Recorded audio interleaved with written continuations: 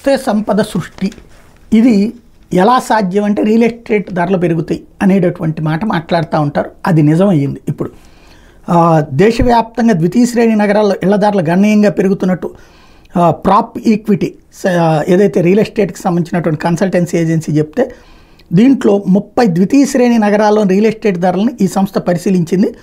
ఈ నివేదిక ప్రకారం లాస్ట్ ఇయర్ జనవరి నుంచి ఏడాది అక్టోబర్ మధ్యకాలంలో 25 ద్వితీయ శ్రేణి నగరాల్లో ఇళ్ల ధరలు 65% వరకు పెరిగినాయి.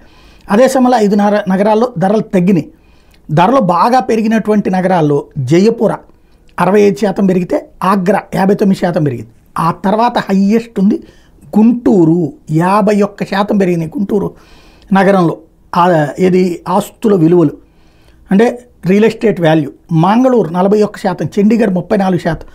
ఇది టాప్ 5లో ఉన్నాయన్నమాట. ఇకపోతే భోపాల్, మొహాలి, సోనేపట్, త్రివేంద్రం, మైసూర్ నగరాల్లోనేమో 26% డౌన్ అయిపోయినాయి రేట్లు. టోటల్గా ఆంధ్రప్రదేశ్లో లెక్క చూసుకుంటే గుంటూరు, విశాఖపట్నం, విజయవాడ నగరాల్లో ఇళ్ల ధరలు ఆకర్షణీయంగా పెరిగినాయి. ఒక చదరపడుగు నిర్మాణ స్థలం గుంటూరులో 3,429 నుంచి ఏకంగా 5,169 రూపాయలు సగటున లెక్క పెరిగింది. అదేవిధంగా విశాఖపట్నంలో 5,821 నుంచి 7,519కి చేరింది. విజయవాడలో 3,932 నుంచి 4,743 రూపాయలు పెరిగింది. ఉత్తర భారతదేశంలో నగరాన్ని జైపుర, ఆగ్రా, చండీగఢ్, భివాడి, ఇండోర్ నగరాల్లో ఇళ్ల ధరలు 20% నుంచి 60% వరకు పెరిగినాయి.